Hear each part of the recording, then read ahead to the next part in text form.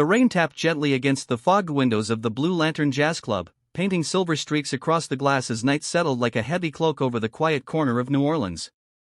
Inside, the low hum of conversation mixed with the clink of whiskey glasses, and the warm glow of amber lights cast soft halos over worn leather seats. No one noticed the tall, silver-haired man who slipped in quietly through the side door, coat collar pulled high, eyes hidden beneath the brim of a hat. To them, he was just another passerby seeking refuge in music. But this man, this stranger, was John Kennedy. Not a politician. Not a legend. Not a name. Tonight, he was simply a pianist returning to the one place where words never mattered, only soul. John hadn't touched a stage in years. His life had become nothing but noise, interviews, speeches, expectations, titles. But once, long before the world knew his name, he'd been a boy sitting at his mother's upright piano, dreaming of melodies that could speak truths no speech ever could.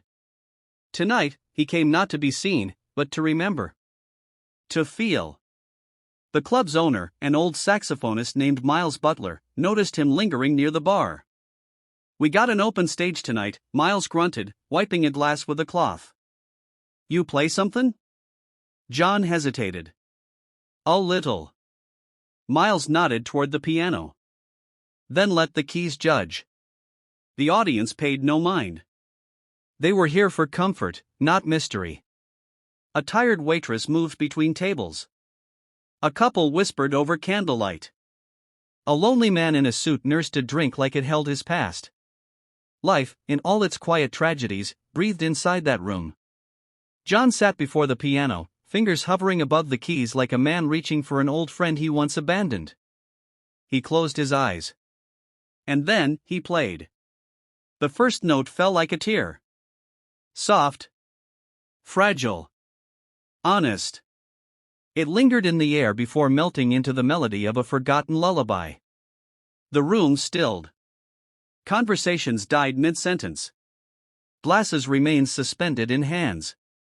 Something ancient and aching unfurled from the piano, a journey of regret and hope, of promises broken and promises kept. Each chord told a chapter of his life, the burden of a famous name, the weight of public expectation, the private griefs he never spoke of. Memories of his brother, of family, of mistakes, poured through the keys. And somewhere in the middle of the song, it stopped being music. It became confession. A young woman at table 3, eyes still wet from her own heartbreak, felt her chest tighten. An elderly man who had buried his wife last winter set his glass down, trembling. Even Miles, arms crossed behind the bar, leaned forward.